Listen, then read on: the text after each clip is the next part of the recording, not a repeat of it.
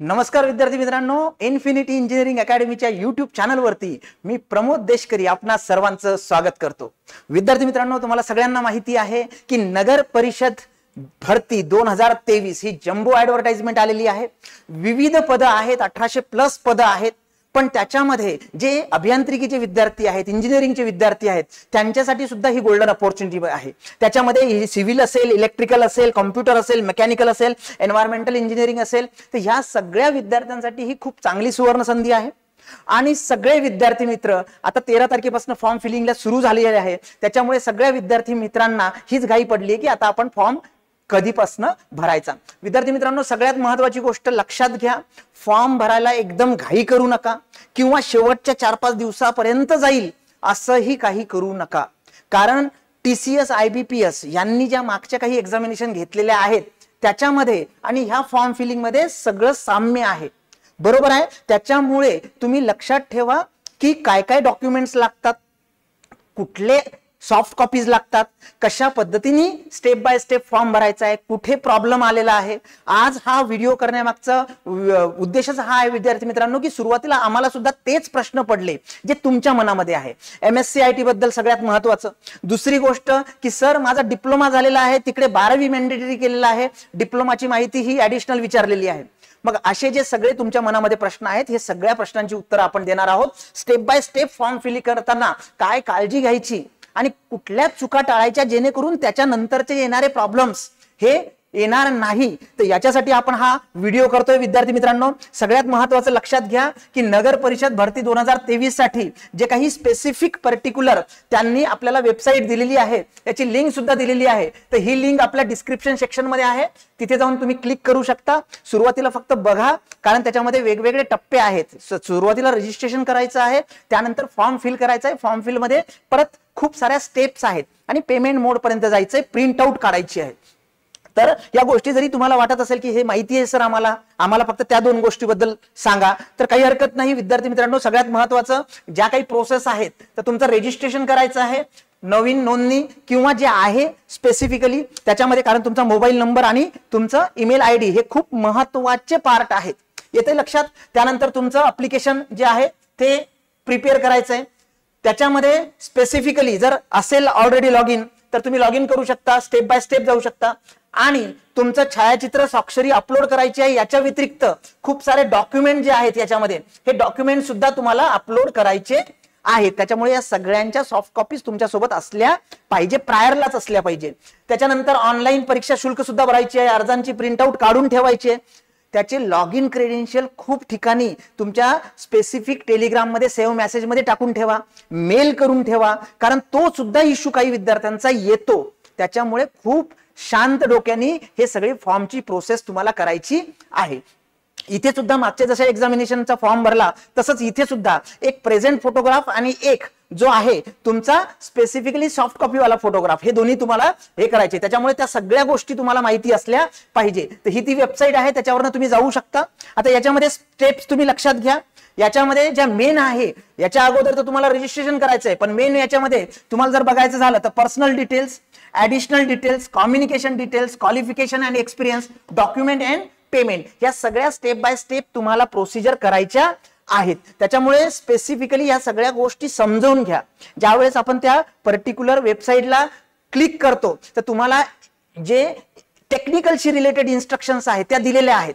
आता इन्स्ट्रक्शन्स बघा, age chromium असेल, मोझिला फायरफॉक्स असेल 87 to 104 किंवा गुगल क्रोम असेल 82 to 104, browser to be application form, ह्या टाईपचेच ब्राउझर यूज करा। बऱ्याचदा विद्यार्थी मित्रांना प्रॉब्लेम होतो, नाहीतर मग आम्ही त्यांना काय सांगतो, त्यांचे प्रश्न आल्यानंतर की तुम्ही सिस्टीम चेंज करून बघा, तुम्ही दुसऱ्या PC वरनं किंवा लॅपटॉपवरनं किंवा एखाद्या सायबर ज्याला म्हणतो आपण स्पेसिफिक शॉप असेल तर तिथनं तुम्ही सायबर कॅफेवरनं ते भरा। तर ह्याच्या अगोदर जर तुम्ही चेक केलं की आपलं ब्राउझर कुठला आहे तर तुम्हाला तो प्रॉब्लेम येणार नाही। Application form is compatible with Android version 4 and above and iOS version 9 and above, mobile वरनं सुद्धा तुम्ही ते भरू शकता। पण याच्यामध्ये मोबाईल वरनं बऱ्याचदा डॉक्युमेंट अपलोड करायला, साईज समजायला प्रॉब्लेम येतो। तर आमचं असं स्पेसिफिक म्हणणं असतं की बाबा रे, तुम्ही या पर्टिक्युलर सिस्टीम असणाऱ्या, जे सॉफ्टवेअर असणाऱ्या सिस्टीम वरनं भरलेलं कधीही चांगलं। विद्यार्थी मित्रांनो, काही डॉक्युमेंट्स आपल्याला अपलोड करायचे असतात, त्या डॉक्युमेंटसाठी त्यांनी पहिलेच डिक्लेअर केलेलं आहे. सपोज आयडेंटिटीसाठी आपण पॅन कार्ड, आधार कार्ड काहीतरी जोडत असेल तर त्यांनी डिक्लेअर केलेलं आहे की बाबा रे हे डॉक्युमेंट आम्ही कशासाठी, कशा पर्पजसाठी केलेलं आहे, मागितलंय. तर नाव असेल तुमचं, date of birth, mobile, email ID, gender, म्हणजे ज्याच्यावरती तुमचा स्पेसिफिकली असा क्लेम राहणार नाही की आमची ही माहिती वापरली गेली म्हणून. तर त्याच्यासाठी ही त्यांची प्रोसेस आहे. हे आय अग्री वरती इथं क्लिक करायचंय तुम्हाला. ओके, आय अग्री वरती क्लिक केलं तर डायरेक्टली तुम्हाला त्या स्पेसिफिक पर्टिक्युलर पार्ट मध्ये जाऊ शकता. हे सगळ्या ज्या आहेत ह्या सगळ्या महत्वाच्या पार्ट आहेत की इन्स्ट्रक्शन्स सगळ्यात महत्वाचं आम्ही नेहमीच सांगत असतो, तरी बऱ्याचशा विद्यार्थ्यांना प्रॉब्लेम येतो. तर candidate has to fill the below mention details, receive user ID and password तुम्हाला मिळेल, बरोबर आहे.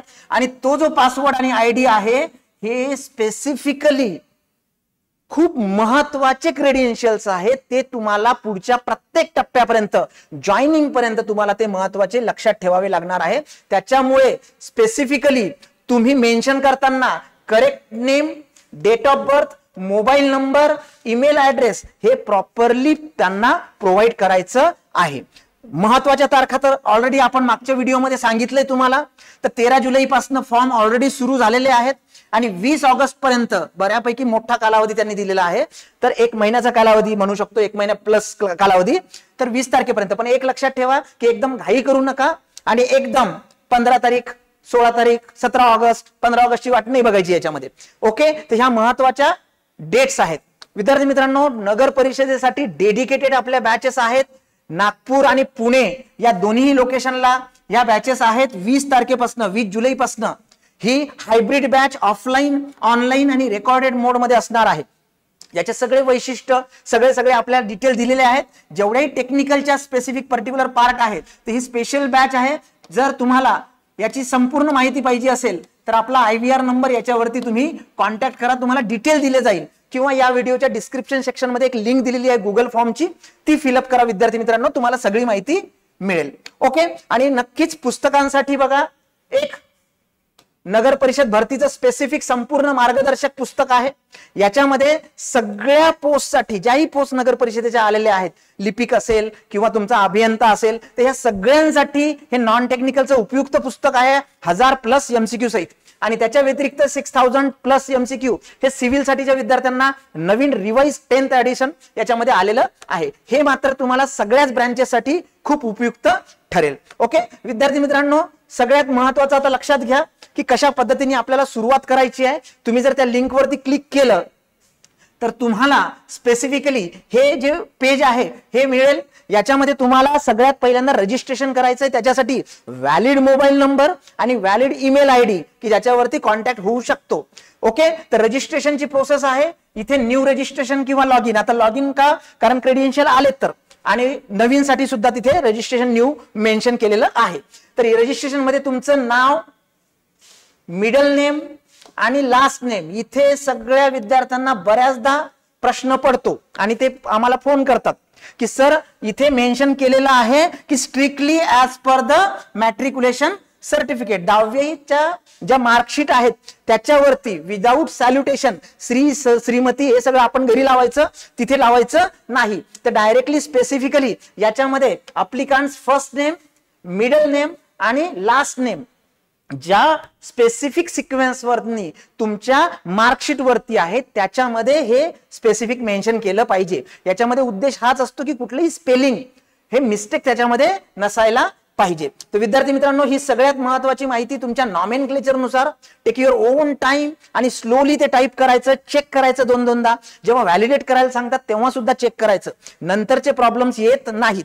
तसंच स्पेसिफिकली जर तुम्ही नाव चेंज केलेलं असेल, ज्या मॅरिड वुमेन्स आहेत की ज्यांच्या ऑलरेडी मार्कशीटवर वेगळं नाव होतं, आता डॉक्युमेंट्स जे आहेत लेटेस्ट डॉक्युमेंट ते वेगळ्या नावाने आहे, तर अशा वेळेस तुम्ही जर इथे यस केलं तर त्या केसमध्ये स्पेसिफिकली तुम्हाला परत याच्यामध्ये काय नाव चेंज झालेलं आहे याची सुद्धा ड्रॉप डाऊन लिस्ट येते आणि त्याच्यामध्ये मग properly Naveen now as per the documents gadget हे तुम्हाला मेन्शन करायचं आहे.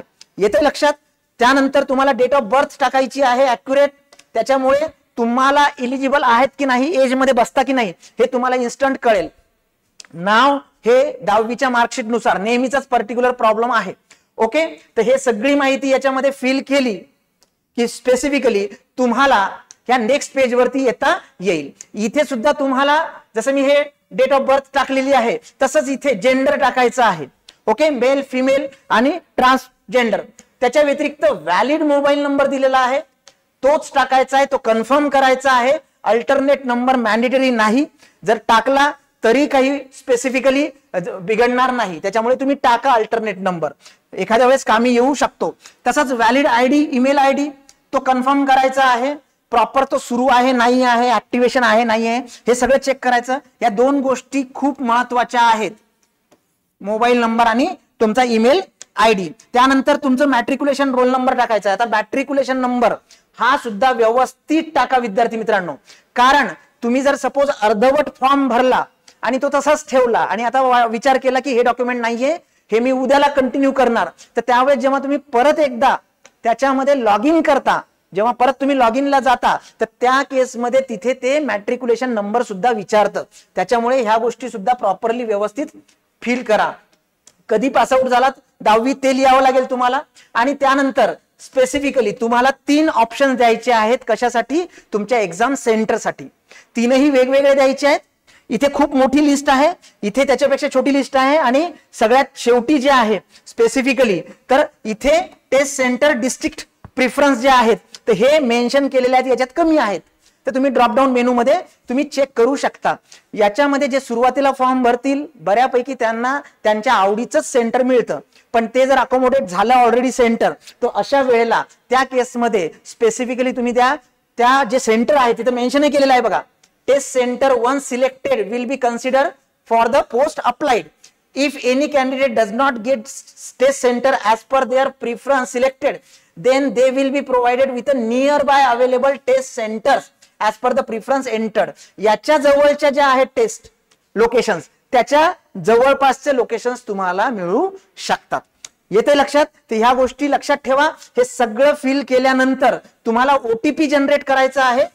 ओटीपी जनरेट केल्यानंतर तुम्ही जो इथे रजिस्टर्ड मोबाईल नंबर टाकला त्या मोबाईल नंबरवरती तो ओटीपी येईल. डेफिनेटली व्हॅलिडेशनचं काम आहे, तर इथे तुम्हाला कॅप्चा स्पेसिफिकली फिल करायचा आहे. हा सबमिट केला की तुम्हाला जो ओटीपी आलाय, एक तर तुम्ही मेलवरती घेऊ शकता किंवा मोबाईलवरती घेऊ शकता. बऱ्याचदा रेंज नसेल, मोबाईलवर आला नाही, तर स्पेसिफिकली तुम्ही चेक करू शकता. तर अशा केसमध्ये हा ओटीपी व्हॅलिडेट करून घ्यायचा आहे. हा ओटीपी व्हॅलिडेट केला की तुम्हाला सगळ्या टर्म्स कंडिशन त्यांच्या ऍग्री करायच्या आहेत, इथे क्लिक करायचं आहे. ओके, आता इथे बघा स्पेसिफिकली मी पुणे, नाशिक आणि मुंबई सिटी मेन्शन केलेला आहे. ह्या सगळ्या इन्फॉर्मेशन तुमच्या कशाच्या आहेत? या रजिस्ट्रेशनच्या इन्फॉर्मेशन आहे. म्हणजे तुम्हाला सेंटर सुद्धा रजिस्ट्रेशनच्या अंडरच मेन्शन करायचं आहे. ओके, ते सगळा डेटा भरल्यानंतर ते परत एकदा विचारतं की बाबांनो तुमचं काही चुकलंय का? जर चुकलं असेल तर करेक्ट करा आणि टिक मार्क करायची आहे. आपल्याला इकडे चेक बॉक्स आहे, तर इथे परत स्पेसिफिकली तुम्ही इथे स्पेलिंग परत चेक करा, डेट ऑफ बर्थ चेक करा, मोबाईल नंबर तर बरोबरच असेल कारण तुमचा ओटीपी आलाय त्याच्यावरती. या सगळ्या गोष्टी चेक केल्यानंतर तुम्ही इथे टिक मार्क करायचं आहे. हे इथे टिक मार्क केलं की डेफिनेटली तुम्ही स्पेसिफिकली हे सबमिट करू शकता if it is valid. Otherwise back करा आणि तिथे जाऊन परत तुमचे करेक्शन्स करा जे काही तुम्ही दिलेले आहेत. ओके, आता याच्यामध्ये बघा, information once submitted can not be modified. Click on okay if you have verified that. लक्षात घ्या, जर नसेल तर परत एकदा बॅकला जायचं, करेक्ट करायची, नंतर प्रोसीड करायचं. तुम्ही ओके केलं, एकदा ओके केलं की विकलेला माल परत घेतला जाणार नाही. कुठल्याही परिस्थितीमध्ये स्पेसिफिकली तुमचे जे काही क्रेडेन्शियल्स आहेत, इनपुट्स आहेत, हे चेंज होणार नाही. विद्यार्थी मित्रांनो, स्पेसिफिकली तिथे ओके केल्यानंतर इथे तुम्हाला नगर परिषदेच्या वेबसाईट वरती बघा, इथे रिक्रुटमेंट 2023 अप्लिकांट डिटेल्स पहिले जे ऑलरेडी भरलेत आपण, पोस्ट सिलेक्ट करायची आहे आणि जर तुम्हाला काही कॉन्टॅक्ट करायचा असेल तर ते भरू शकता. विद्यार्थी मित्रांनो, इथे जी माहिती ऑलरेडी भरली आहे मागे आपण रजिस्ट्रेशन मध्ये, तीच एकदा सगळी डिटेल इथे येते. त्याच्यामुळे स्पेसिफिकली इथे तुम्ही ऑलरेडी सगळं डिक्लेरेशन वगैरे दिलेलं आहे. आता अप्लिकेशन डिटेल्स त्यांनी दिलेत, आता आपल्याला पोस्ट सिलेक्ट करायची आहे. तर मी पोस्ट सिलेक्शन वरती क्लिक केलं की डेफिनेटली मला स्पेसिफिकली इथे click here to select the post असं मेन्शन येईल, ड्रॉपडाऊन मेनू येईल. हे एकच प्लॅटफॉर्म आहे सगळ्या पोस्टसाठी, एकच प्लॅटफॉर्म हा सगळ्या पोस्टसाठी आहे. त्याच्यामुळे तुम्हाला पोस्ट सिलेक्शन केल्यानंतर इथे ड्रॉपडाऊन मेनू येईल. ह्या स्टेप्स आहेत बघा, ह्या स्टेप्स आपण बघणार आहोत, बरोबर आहे. पोस्ट सिलेक्शन झाल्यानंतर आपल्याला personal details additional details, communication details, qualification, experience, document and payment. Document upload करायचे आहेत, त्याच्यामुळे तुम्हाला सगळे डॉक्युमेंट्स अगोदरच करून ठेवणे त्या प्रिस्क्राइब फॉर्मॅटमध्ये, हे लक्षात घ्या. विद्यार्थी मित्रांनो, click here to select post म्हटलं की स्पेसिफिकली सगळी माहिती बघा. आपले हे जे आहे हे पर्सनल डिटेल्स आहेत, याच्याशी रिलेटेड हे सगळे मी फिल केलेत. त्यानंतर डिटेल्स तुम्हाला पर्टिक्युलर फिल करायचे आहेत. आता इथे जे मी म्हटलं की सिलेक्ट द पोस्ट, तर इथे ड्रॉप डाऊन मेनू येईल तुमचा आणि इथे तुम्हाला तुमची पोस्ट सिलेक्ट करायची आहे. एखाद्या विद्यार्थ्याचा असा प्रश्न असू शकतो की sir I am eligible for 2 post, तर त्या केसमध्ये स्पेसिफिकली इथे सिलेक्ट करताना तुम्हाला एकच पोस्ट सिलेक्ट करता येणार आहे.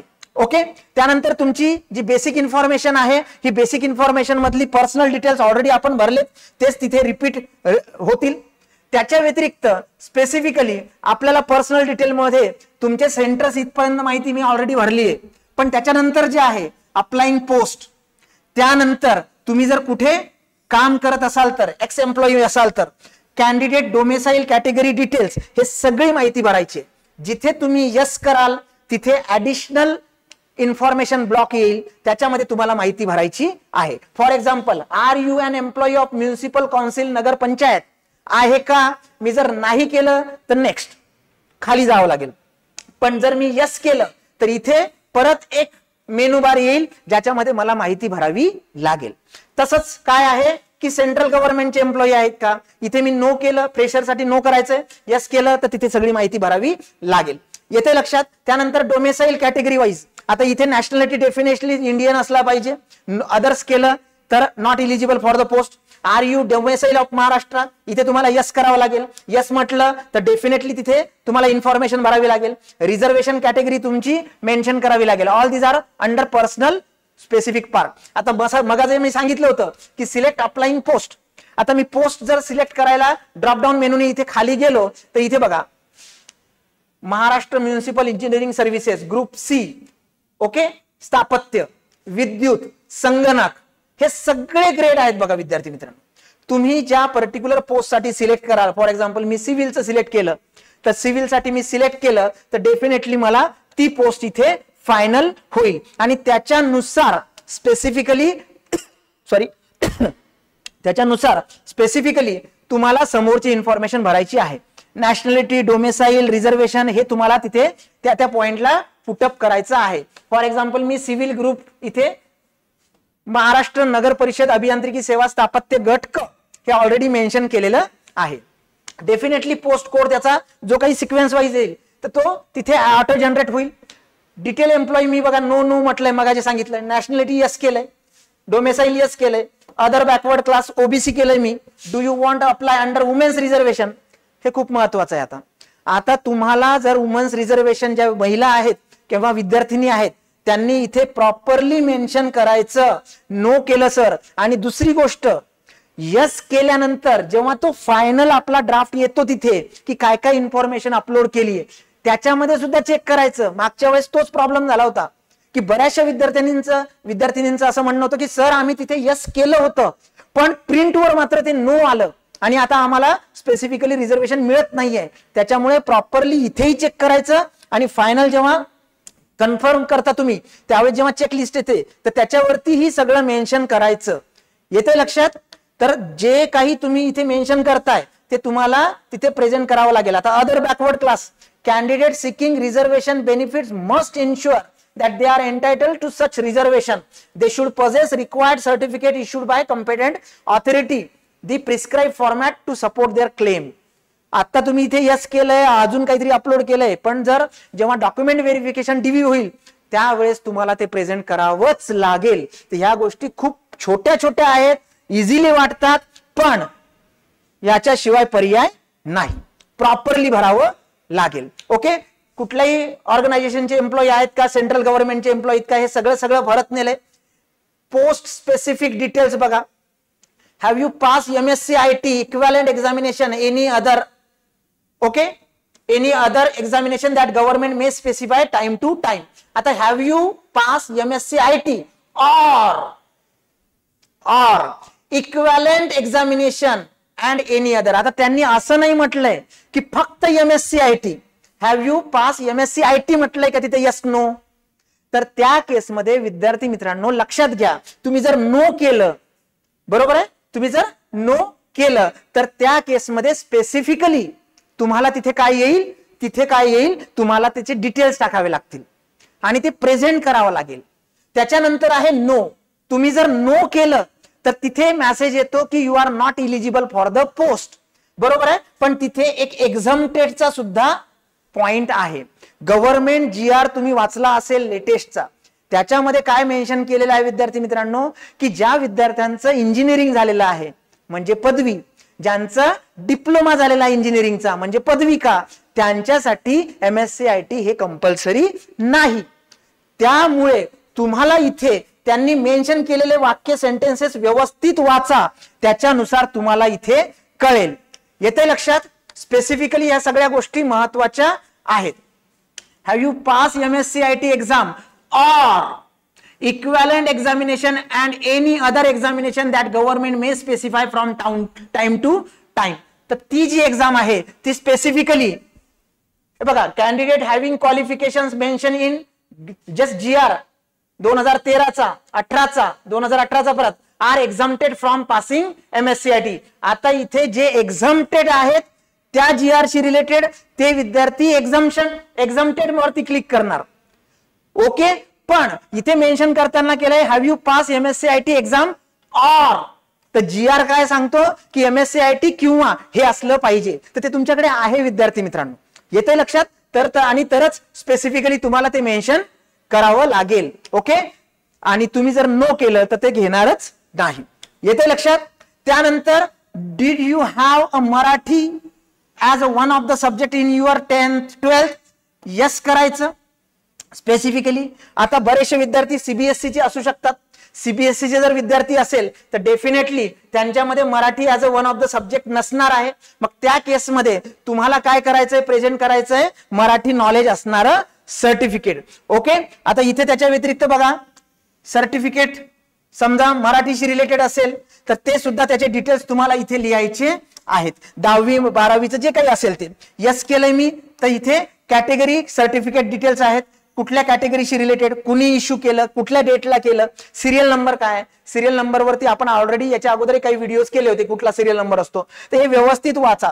त्यानंतर नॉन क्रेमिलियर. आता नॉन क्रेमिलियर लक्षात घ्या, ज्यांच्यासाठी ते इलिजिबल आहेत नॉन क्रेमिलियर घेऊन त्यांनीच ते यस करायचंय.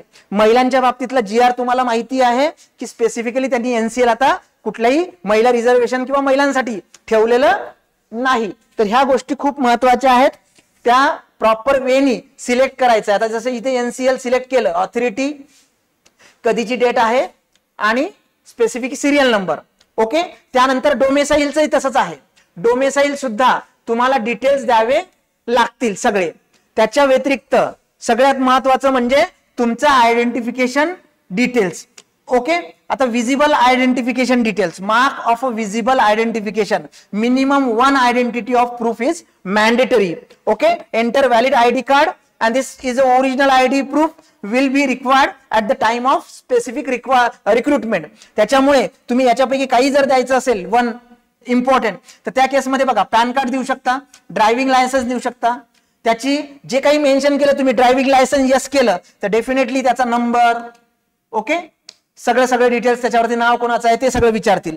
ड्रायव्हिंग लायसन्स दिलं तर ड्रायव्हिंग लायसन्स नंबर, त्यानंतर त्या ड्रायव्हिंग लायसन्स वरती काय नाव आहे हे सगळं सुद्धा ते मेन्शन करायला सांगतील. तसंच त्याचं व्हॅलिडिटी किती आहे त्या डॉक्युमेंटचं, कधीपर्यंतचं ते लायसन्स आहे, कुठल्या टाईपचं आहे.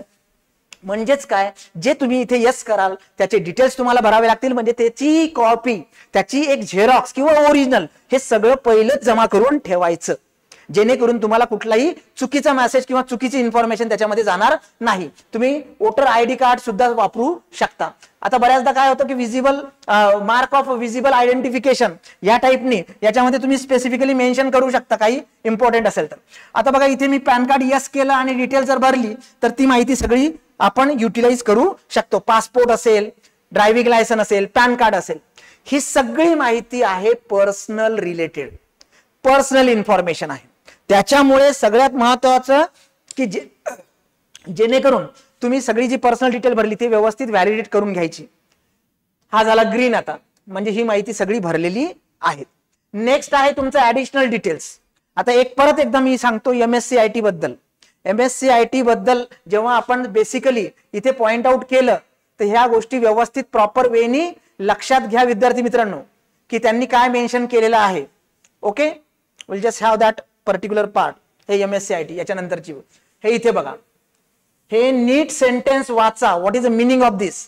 Have you pass MSc IT exam? Yes असेल यस करायचं, हे इथे यस करायचं. नाही तर काय चालतं? Or equivalent examination and any other examination that government may specify from time to time. याच्यामध्ये मेन्शन केलेलं आहे. काय मेन्शन केलेलं आहे? की GR ज्यांनी पदविका दिलेली आहे त्यांना MSc IT कंपल्सरी नाही. मग त्यांनी सुद्धा हे MSc IT किंवा हे दोनपैकी एक काहीतरी असणार तुमच्याकडे, तर त्याला यस करायचं. एक्झामटेड कुणी करायचं? Candidates having qualifications mention in GAD GR dated 2018 July 2018 are exempted from passing MSc IT. आता ह्याच्यामध्ये बसता का? हे GR अवेलेबल आहे तुमच्या स्पेसिफिक वेबसाईटला, त्याच्यामध्ये बसतो का ते चेक करायचं, नाही तर स्पेसिफिकली मेन्शन करायचं. याच्यामध्ये बसत असाल तुम्ही तरच एक्झामटेड करायचं. ओके, कारण हे सगळ्यांसाठी बोलतोय मी, कारण हे फक्त आपण काही इंजिनिअरिंगच्या विद्यार्थ्यांसाठी नाही, हा जनरल व्हिडिओ आहे सगळ्यांसाठी. ठीक आहे, तर ह्या गोष्टी खूप महत्वाच्या आहे विद्यार्थी मित्रांनो. ठीक आहे, तर पर्सनल डिटेल्स इथे कंप्लीट भरल्यात. त्यानंतर ऍडिशनल डिटेल्स वर गेलो. प्रोजेक्ट अफेक्टेड आहे का? नाही. असेल परत डिटेल्स. अर्थक्विक भूकंपग्रस्त आहात का? नसेल नो करायचं. असेल परत इन्फॉर्मेशन कुठल्या तरी एकाच ग्रुपमध्ये बसणार. तुम्हाला त्या कॅटेगरीसाठी पोस्ट आहेत की नाही हे सुद्धा चेक करावं लागेल. असं नाही की मी अर्थक्विकचा आहे आणि तिकडे पोस्टच नाही तरी मी अर्थक्विक यस करा स्पेसिफिकली, पण तिकडे पोस्ट नाही, तुम्ही जनरल मधनं किंवा तुमच्या कॅटेगरीमधनं कन्सिडर व्हाल. बघा, are you degree diploma holder part time candidate? Part time आहेत का? जर पार्ट टाइम असेल तरच यस करायचं, परत डिटेल्स विचारतील. पण इथे नो, कारण सहजासहजी आता डिग्री जी आहे पार्ट टाइम कुठे आलेली नाही, फक्त वाडियाला होती काही दिवसा अगोदर, काही वर्षा अगोदर. Do you want to apply under orphan category? Okay, अनाथ ज्याला म्हणतो. परत अनाथचे 2 प्रकार आहेत, ते सुद्धा मागे आपण एक व्हिडिओ केला होता. डिटेल्स जे आहे अदर डिटेल्स, याच्यामध्ये FIR क्रिमिनल केसेस हे रजिस्टर्ड आहे का? इथे खरी तीच माहिती सांगायची. सगळं लिंक झालेलं आहे, उगाच त्याच्यामध्ये खोटं बोलायचं नाही. तुम्ही म्हणाल सर तिथे येतं मग की you are not eligible. Okay, तर त्याला पर्याय नाहीये विद्यार्थी मित्रांनो. अरेस्टेड, डिटेन्ड, ओके, हे नाहीच आपले विद्यार्थी मित्र, असं आपण अज्युम करूया. Have you ever been tried or convicted or acquitted by a court law or any? तुम्हाला दोषी करार देण्यात आलं का? नाही म्हणूया आपण. ओके, परत ऍडिशनल इन्फॉर्मेशन मध्ये खूप सारी स्पेसिफिक पर्टिक्युलर माहिती आहे. याच्यामध्ये have you ever had execute or a bond for keeping peace, good behaviour under security, क्रिमिनलशी रिलेटेड सगळ्या गोष्टी आहेत. याच्यामध्ये मॅक्सिमम विद्यार्थी हे नाहीच म्हणतील, कारण नाही आहे त्यांच्याकडे. ओके, स्पेसिफिकली तुम्ही स्कूल कॉलेजला असताना मिसबिहेवियर चार्ज, कॉपी केस असं काहीतरी झालेलं आहे का? अनफेअर मीन्स वगैरे, तर इथे नो केलंय. Facing any criminal processing in कोर्टमध्ये केस सुरू आहे का? नाही केले. There are department inquiry, court inquiry, तुम्ही जर एखादा एम्प्लॉई असेल डिपार्टमेंटल इन्क्वायरी, किंवा जर नसेल काही कोर्ट इन्क्वायरी सुरू आहे का? म्हणजे नाहीच येईल सगळं. ओके, कारण एखाद्याला जर तुम्ही यस म्हटलं की ते तुम्ही यू आर नॉट इलिजिबल म्हणते. Have you ever been dismissed or misconduct from service under municipal council? जर एम्प्लॉई असेल तर हा प्रश्न येईल, पण तसं काही होत नाही. नो केलंय. ओके, तर हे सगळे जे आहेत हे रिलेटेड स्पेसिफिक पर्टिक्युलर जे आहे ते तुमचे ऍडिशनल डिटेल्स आहेत. ओके, आता इथं मेन्शन केलंय have you married a person already having a wife living? Okay, तर हे नाही. ठीक आहे, आता हे सगळं केलंय. चुकीचं वाटलं तर बॅकवर जायचं, नाही तर ऍडिशनल इन्फॉर्मेशनला सेव्ह करायचं आणि नेक्स्ट पेजवर जायचं. झाले 2 ग्रीन केले आपण. आता तुमच्यासोबत आम्हाला कम्युनिकेशन करायचंय, कम्युनिकेशन डिटेल्स. तर करस्पॉन्डन्स ऍड्रेस आणि परमनंट ऍड्रेस हा सेम राहतो बऱ्यापैकी मॅक्सिमम विद्यार्थ्यांचा. याच्यामध्ये करस्पॉन्डन्स ऍड्रेस व्हॅलिड ठेवायचा, नाहीतर रूम बदलली सर, हॉस्टेल बदललं, गेलं गावाकडे, असं काहीही करायचं नाही. येते लक्षात? आणि बऱ्यापैकी ही सगळी माहिती फिल केली, सगळी मॅन्डेटरी आहे. लालवाला सगळे स्टार जे आहे ऍस्ट्रिच हे सगळे मॅन्डेटरी आहे. आणि इथे तुम्हाला तीच माहिती ते विचारते की परत ते अबो सेम आहे का? Permanent address same as a correspondence address, इथे जर तुम्ही यस केलं तर हे ऑटोमॅटिकली भरल्या जाईल, म्हणजे तेवढाच त्रास आपला वाचेल. पण तुमचं जर रेसिडेन्शियल वेगळं असेल आणि करस्पॉन्डन्स वेगळं असेल परमनंट, तर त्या केसमध्ये मात्र प्रॉपरली विथ पिनकोड टाका. ठीक आहे, सेव्ह केलं, नेक्स्ट केलं, गेलो समोर. आता कम्युनिकेशन डिटेल्स भरलेत, हे सगळे तिन्ही भरलेत. आता जायचंय क्वालिफिकेशन आणि एक्सपिरियन्स साठी. हे खूप महत्वाचं विद्यार्थी मित्रांनो. Name of the board. Okay, 10 जे आहेत state board of Maharashtra, school institute name, percentage, mark, CGPA, grade जे काही असेल ते तिथे करायचं. किती मार्क पडलेत, किती पैकी पडलेत, ऑटोमॅटिकली कॅल्क्युलेट होईल तुमचे पर्सेंटेज. आणि तुमची 10वी कधी पास झाली, इथे कोणालाही काही प्रॉब्लेम नाही. आता प्रॉब्लेम कुठे आहे? प्रॉब्लेम आहे 12वीला. तर इथे इंटरमिडिएट 12th डिटेल्स म्हटलंय आणि हे मॅन्डेटरी केलंय. ओके, हे मॅन्डेटरी केलंय. Name of the board, school name, percentage of mark, okay, आणि इयर ऑफ पासिंग. आता मिनिमम मॅक्सिमम मॅन्डेटरी लाल नाहीये तिथे, पण तरी त्यांनी मेन्शन केलंय. आता प्रॉब्लेम कुणाचा झालाय? प्रॉब्लेम याच्यामध्ये ज्यांचा झालाय ते आहे की ज्यांनी डिप्लोमा प्लस डिग्री केली आहे, 12वीच्या कॉलेजकडे काही ते गेले नाही. तर 10वीला प्रॉब्लेम नाही, 10वी नंतर डिप्लोमा डिटेल्स. आता तुम्हाला काय करायचंय, इथे तुम्हाला सगळी माहिती फिल करायची आहे. डिप्लोमाचे जे विद्यार्थी आहेत, ओके, गव्हर्नमेंट पॉलिटेक्निक, पर्सेंटेज, सगळं याच्यामध्ये डिटेल गेलेलं आहे. पण आता इथे ज्यावेळेस आपण हे सबमिट करतो किंवा नेक्स्ट वरती जातो, त्यावेळेस 12चे जे डिटेल्स आहेत ते मॅन्डेटरी ते सांगतात. ओके, तर विद्यार्थी मित्रांनो इथे खूप काळजी घ्या तुम्ही. का? कारण याच्यामध्ये मागच्याही वेळेस असाच इश्यू झाला होता याच्या अगोदरच्या एक्झामिनेशनसाठी. पण त्यावेळेस जे शेवटी आपण कॉन्टॅक्ट नंबर सांगणार आहोत त्यांचा, त्याच्यावरती विद्यार्थ्यांनी कॉन्टॅक्ट केले तर त्यांनी ते अपडेट करून दिलं होतं. तसंच मॅक्सिमम चान्सेस इथे हे अपडेट करून मिळेल. त्याच्यामुळे पॅनिक होऊ नका, बिलकुल त्रास करून घेऊ नका. त्याच्यामध्ये स्पेसिफिकली इथे बघा हे ड्रॉप डाऊन वगैरे इथे करून स्पेसिफिकली आपण ती माहिती फिल करू शकतो. आता जरी इथे तुम्हाला 12वीचे मार्क फिलअप करायला नाही आहे आणि तिथेच जाऊन अडकतंय, तिथपर्यंत जरी तुम्ही फिल केला असेल तरी आपण त्यांना कम्युनिकेट करतोय, आम्ही सुद्धा कम्युनिकेट करतोय आणि ते त्यानुसार तुम्हाला अपडेट करून देतील. ज्यावेळेस ते अपडेट होईल सिस्टीम, त्यावेळेस तुम्हाला हे किंवा हे याच्यापैकी एक कुठलंही भरता येणार आहे. त्याच्यामुळे पॅनिक होऊ नका, बिलकुल त्याच्यामध्ये घाबरून जाऊ नका की सर तिथे असं म्हणतंय. 2 मुद्दे होते तुमचे, एक MSc-IT आणि एक होता तुमच्या इंटरमिडिएटचा. ओके, तर ह्या गोष्टीवरती बिलकुल पॅनिक होऊ नका. आता तुम्ही म्हणाल सर मग आमचं आहे ना, आता काय थांबायचं का मग आम्ही? तर 2 ते 3 दिवसामध्ये त्यांच्याकडनं सिस्टीम अपडेट होईल. पर्सनल, ऍडिशनल, कम्युनिकेशन, क्वालिफिकेशन मध्ये राहिलेला पार्ट, ग्रॅज्युएशन तर मॅन्डेटरी आहेच आहे, त्याची माहिती भरायची, जनरल माहिती आहे तुमची. इथे प्रॉब्लेम सगळ्यांना काय येतो की स्पेसिफिकली सीजीपीए आहे सर, मार्क विचारलेत त्यांनी, तर तुमच्या मार्कशीटच्या मागेच तुमच्या युनिव्हर्सिटीचा सीजीपीए कन्व्हर्जनचा फॉर्म्युला असतो, मल्टिप्लाइंग फॅक्टर असतो. नसेल माहित तर कॉलेजमधले जे हुशार किंवा जे रजिस्ट्रार वगैरे असतात त्यांना खूप माहिती असतं, फॅकल्टीला माहिती असतं. तुम्ही त्यांच्याकडनं कन्व्हर्जन फॉर्म्युला घ्यायचा, जेणेकरून तुम्हाला इथे सीजीपीए आहे, ग्रेड आहे की पर्सेंटेज आहे हे मेन्शन केलं की त्याच्यानुसार येईल. पोस्ट ग्रॅज्युएशन सुद्धा मॅन्डेटरी केलेलं नाही, पोस्ट ग्रॅज्युएशन मॅन्डेटरी केलेलं नाही. इथे फक्त असेल तर ऍड ऑन करा, त्याचं बेनिफिट होऊ शकतं फ्युचरमध्ये. ओके, आणि त्याच्या व्यतिरिक्त काही क्वालिफिकेशन असेल ते सुद्धा मेन्शन करायचं. ओके, जर तुमचा एक्सपिरियन्स असेल तर मात्र डिटेल्स व्यवस्थित भरा. एक्सपिरियन्स मध्ये त्यांनी कुठल्या कंपनीमध्ये होता, काय पोस्ट होती, स्टार्ट डेट सर्व्हिसची कधी होती आणि एंड डेट कधी होती हे विचारलेलं आहे. आता याच्यामध्ये प्रॉब्लेम काय येतो, त्यांनी मेन्शन केलंय please start entering your experience details from your latest employment. म्हणजे पहिले आत्ताच टाकायचंय जे लेटेस्ट आहे ते. नाहीतर काय होतं की तिथे त्या डेटच येत नाहीत, मग विद्यार्थी फोन करतात आम्हाला की सर तिथे ते डेटच येत नाहीत अगोदरच्या.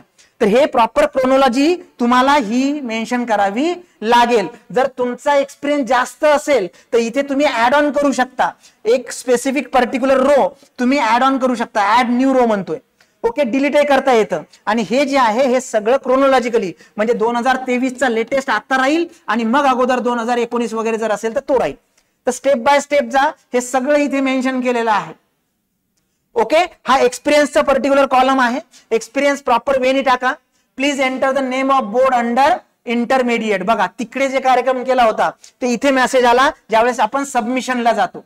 त्याच्यामुळे ज्या विद्यार्थ्यांचं 12th झालेलं नाही, डिप्लोमा डिग्री झालेली आहे, त्यांनी स्पेसिफिकली, आम्ही सुद्धा कॉन्टॅक्ट करतोय, स्पेसिफिकली 1 2 ते 3 दिवसामध्ये ते अपडेट होईल सगळं. ठीक आहे. तर हे इथे मेसेज आल्यानंतर पुढे जाता येत नाही, तर घाबरायचं नाही, इथपर्यंत भरून ठेवा. त्यानंतरचा प्रोसिजर ज्यावेळेस ते अपडेट करतील त्यावेळेस आपण भरू शकतो. पण एवढं मात्र आहे की ग्रॅज्युएशन हे इलिजिबिलिटी असल्यामुळे तुम्हाला तिकडे फॉर्म भरता येणार आहे. एक्सपिरियन्स डिटेल्स ऑलरेडी मी तुम्हाला सांगितलंय. ठीक आहे. त्यानंतर हे झालं क्वालिफिकेशन. आता डॉक्युमेंट आणि पेमेंट. डॉक्युमेंटशी रिलेटेड जेवढे तुम्हाला लागतात, मी ओपनचा आहे, मी ओबीसीचा आहे, एसटीचा आहे, एससीचा आहे, कशाला काय लागतं हे सगळं तुम्हाला तिथे स्पेसिफिकली तुम्ही जी अगोदर माहिती भरली त्याच्यानुसार येईल. Upload the scan copy of the recent passport photo. Okay, click here to upload. सगळे नॉर्म्स त्यांनी दिलेत. पांढरं बॅकग्राऊंड पाहिजे, बरोबर आहे, दोन्ही कान दिसले पाहिजेत, हे सगळं मेन्शन केलेलं आहे. पासपोर्ट साईज जो आहे मिनिमम 450 आणि 650 आणि मॅक्सिमम 780 ते 1000 in colour photograph. Maximum file size 80 ते 200 KB.